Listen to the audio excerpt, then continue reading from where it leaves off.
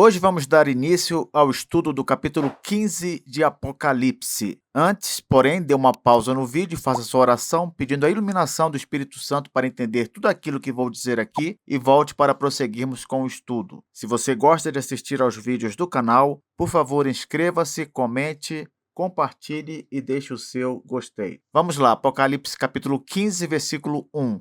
Vi no céu outro sinal grande e admirável, 7 anjos tendo os 7 últimos flagelos, pois com estes se consumou a cólera de Deus. Nós vimos na sessão anterior, no capítulo 14, que ela termina com a segunda vinda de Cristo e a condenação dos não crentes. Observe que estamos entrando agora em uma nova sessão do livro de Apocalipse, pois é relatada outra visão de algo que acontece durante todo o período da era da igreja. E o que é que acontece durante todo o período da era da igreja? As punições dos 7 flagelos. O que é isso? São castigos que aplicam a ira máxima de Deus contra o pecador nesta vida. E por que é a ira máxima? Porque esses castigos aqui levam à morte física. Esses flagelos serão lançados sobre a terra através das chamadas 7 taças da cólera de Deus, as quais veremos mais adiante, a partir do versículo 7.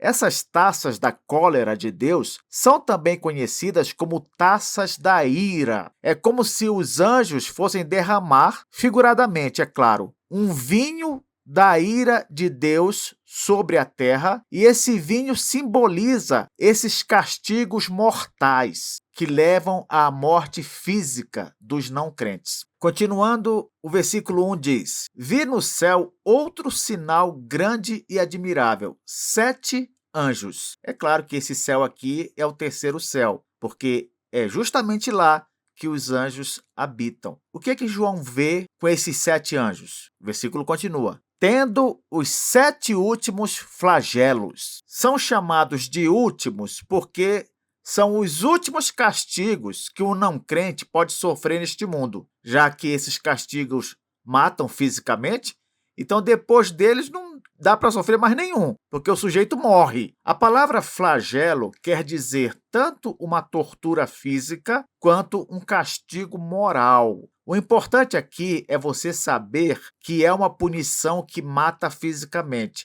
Isso é o mais importante. O número 7, é óbvio, como é um número que se refere à totalidade, completude, aqui ele é utilizado para deixar claro que os flagelos terão exatamente aquele alcance total e completo determinado por Deus. Por isso também são 7 anjos convocados para aplicar os flagelos. Já que são 7 flagelos, são invocados 7 anjos. Versículo 2. Vi como que um mar de vidro mesclado de fogo, e os vencedores da besta, da sua imagem e do número do seu nome, que se achavam em pé no mar de vidro, tendo harpas de Deus. Vamos com calma aqui. O versículo começa assim: vi como que um mar de vidro. Então, a imagem que o apóstolo João tem é esta: um mar de vidro, um mar espelhado, a ponto de refletir exatamente o que está acima dele, o céu. Nós já sabemos, pelo comentário que eu fiz a Apocalipse 13, versículo 1, por exemplo, que o mar, nos livros proféticos e no Apocalipse, representa normalmente os povos não crentes. Porém, o mar de vidro, conforme eu disse também no comentário Apocalipse 4, 6, ele aponta para os crentes espalhados pelo mundo. Entendeu a diferença? O mar normal, normalmente tempestuoso, agitado, violento, aponta para as nações não crentes. Mas o mar de vidro, especificamente, aponta para os crentes espalhados pelo mundo. Lá em Apocalipse capítulo 4, versículo 6, esse mar de vidro, ele é apresentado como estando no terceiro céu, diante do trono de Deus, para nos ensinar o quê? Para nos ensinar, de uma maneira simbólica, que Deus está sempre ciente de tudo o que acontece com seu povo o tempo todo. Compreende? Deus está no terceiro céu, sentado no seu trono, e exatamente diante dele está o mar de vidro, como que querendo dizer que todo o povo de Deus espalhado pelo mundo está debaixo do olhar do Senhor. O Senhor sabe exatamente o que se passa com cada um de nós. O versículo diz ainda que esse mar de vidro, ele aparece mesclado de fogo. E os vencedores da besta, da sua imagem e do número do seu nome, que se achavam em pé no mar de vidro, tendo harpas de Deus. Então, há duas imagens aqui. A imagem do mar de vidro, como nós acabamos de ver, só que esse mar de vidro que representa os crentes espalhados pelo mundo, o versículo diz que ele está mesclado de fogo. Que coisa! Ao mesmo tempo, diz que os vencedores da besta, que, é claro, são os crentes, os vencedores da besta, da sua imagem e do número do seu nome, diz que eles se achavam em pé no mar de vidro, tendo harpas de Deus. Como é que é isso? Como é que, ao mesmo tempo, o povo é simbolizado no mar de vidro, depois o povo está em pé sobre o mar de vidro com harpa na mão? Preste atenção no que eu vou te explicar agora. Esse fogo, ele representa um breve momento de sofrimento e até morte para os crentes. É como se fosse assim: os crentes são vencedores da besta, da sua marca, do seu número, isso é verdade. Mas eles são vencedores por quê? Porque eles não negam a Cristo, mesmo se encontrando debaixo de perseguição. O anticristo persegue, o anticristo prende, o anticristo fere e até mata, mas os crentes não negam o nome do Senhor. Então, essa parte da perseguição e do sofrimento é simbolizado no mar de vidro pegando fogo. Entendeu agora? Por isso é dito que o mar está mesclado ou misturado ao fogo, por causa da perseguição e provável morte dos crentes fiéis na mão dos ímpios e na mão, é claro, do próprio anticristo. Mas note, e isso é importante, que nós temos, ao mesmo tempo, outra descrição aqui do povo de Deus. Numa, ele é representado no mar de vidro, mesclado com fogo. Na outra, o povo de Deus é mencionado como vencedor da besta, da imagem da besta e do nome da besta, e que ele se acha em pé no mar de vidro, revelando o quê? Primeiro, que ele, o povo de Deus, é o verdadeiro significado dessa imagem. Que imagem, professor? Do mar de vidro. E, em segundo lugar, que o povo de Deus, após a sua vitória, por causa de sua fidelidade a Cristo, ele passa para uma outra etapa de sua vida, onde ele prestará louvor ao Senhor. Professor, o que significa isso no final das contas? Significa que esse mar de vidro que simboliza os crentes não vai ser destruído pelo mundo, não. Ainda que possa sofrer, ainda que possa ser morto. Não, ele não vai ser destruído. O mar de vidro pode até pegar fogo, mas o que se verá no final serão os crentes vitoriosos, de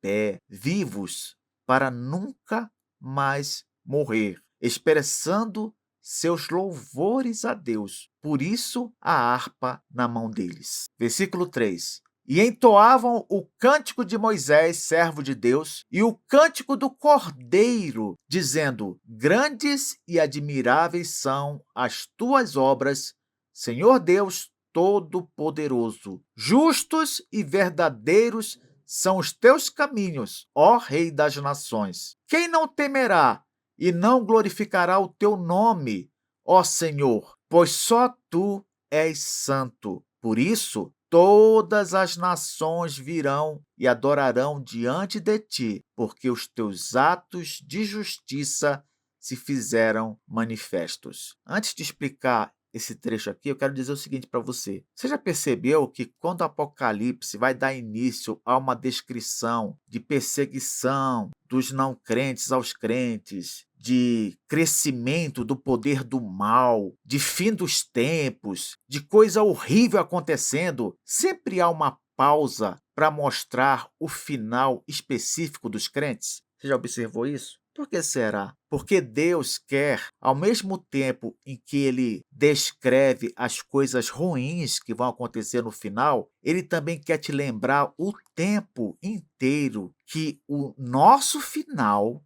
específico vai ser bom. Ele quer que a gente não se esqueça de que o Apocalipse traz descrições terríveis de toda a era da igreja, mas no caso do seu povo, do povo de Deus, há sempre a lembrança, a garantia de que seremos guardados e que teremos um final feliz. Ok, agora vamos analisar este cântico, esse trecho aqui. Diz que eles, depois que são perseguidos, sofrem e até morrem, eles recebem harpas para cantar. Diz que eles entoavam o cântico de Moisés, servo de Deus. Que cântico é esse? Esse cântico aqui de Moisés é uma referência à música que Moisés cantou logo após atravessar o Mar Vermelho, lá em Êxodo, capítulo 15. Olha só que interessante. Quando o povo de Deus teve a sua vitória final sobre o inimigo, no caso, os egípcios e Faraó, quando Deus naufragou todo aquele exército no Mar Vermelho, Moisés liderou o povo no cântico de vitória. Isso está lá em Êxodo 15. E aí Deus quer fazer uma comparação entre o que aconteceu em Êxodo 15 com o que acontece no final da era da igreja. Assim como o povo ali no deserto recebeu a vitória definitiva sobre todos os inimigos e pôde ir tranquilo continuar sua jornada, da mesma maneira, no final da era da igreja, Deus vai acabar de uma vez por toda com todos os inimigos, e assim continuaremos a nossa jornada com Ele, sem mais medo, lágrimas ou dor. Só um parêntese aqui, uma curiosidade. Nós estamos estudando Apocalipse 15, que tem uma música que é para ser comparada com outra música cantada onde? Êxodo 15. Êxodo 15, Apocalipse 15. Se você quiser, isso é uma boa dica de memorização. Vamos lá. Aquilo que é cantado aqui em Apocalipse 15 foi vivido e praticado pelo povo de Deus após a vitória final contra os egípcios e o massacre de todo aquele povo pagão. Você acredita nisso? É verdade. Aquilo que é cantado em Apocalipse 15, versículos 3 e 4, foi vivido e praticado pelo povo de Deus lá em Êxodo 15. Veja só, aqui de um lado eu coloquei a letra da música de Apocalipse 15. E aqui do outro lado eu coloquei a letra da música de Êxodo 15, aquela cantada por Moisés e pelo povo depois que os egípcios foram afundados no mar. Olha só, versículo 3 de Apocalipse 15. Grandes e admiráveis são as tuas obras, Senhor Deus Todo-Poderoso. E aqui, em Êxodo 15, versículos 1 a 19, essas obras grandes e admiráveis são descritas pelo povo na música de Moisés. Vou ler só alguns versículos para você ver. Lançou no mar os carros de Faraó e o seu exército, e os seus capitães afogaram-se no Mar Vermelho. Os vagalhões os cobriram, desceram às profundezas como pedra. Com o resfolgar das tuas narinas, amontoaram-se as águas. As correntes pararam em montão. Os vagalhões coalharam-se no coração do mar. E continua a falar sobre as grandes e admiráveis obras de Deus. Diz assim: o inimigo dizia: perseguirei, alcançarei, repartirei os despojos, a minha alma se fartará deles, arrancarei a minha espada e a minha mão os destruirá.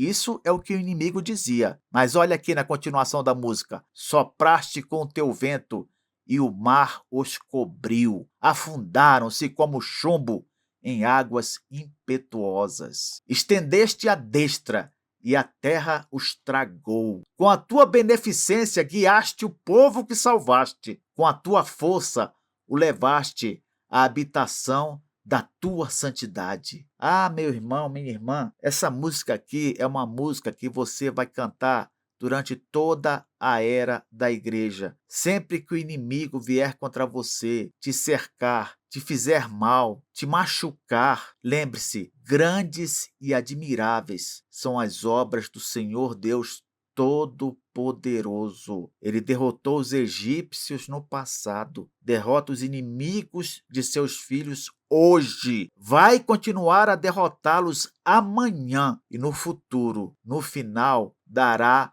o golpe final. Aqui em Apocalipse 15, versículo 3, eles cantam: ó Rei das Nações. E lá em Êxodo 15, sabe o que eles disseram? Os povos o ouviram, eles estremeceram, agonias apoderaram-se dos habitantes da Filístia. Ora, os príncipes de Edom se perturbam, dos poderosos de Moabe se apodera temor. Esmorecem todos os habitantes de Canaã. Sobre eles cai espanto e pavor.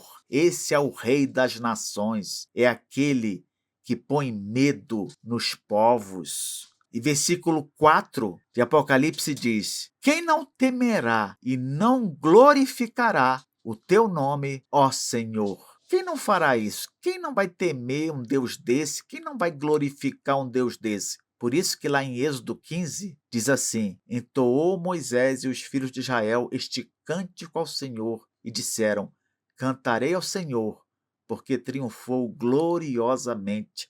Lançou no mar o cavalo e o seu cavaleiro. O Senhor é a minha força e o meu cântico. Ele me foi por salvação. Este é o meu Deus, portanto eu o louvarei. Ele é o Deus de meu pai, por isso o exaltarei. Só quero lembrar você que aqui no versículo de Apocalipse diz que eles entoaram o cântico de Moisés, servo de Deus, e também o cântico do Cordeiro. Na próxima aula nós veremos que parte dessa música pode ser considerada o cântico do Cordeiro. Já vou dar um spoiler aqui. É justamente a parte que diz sobre a vitória final da igreja.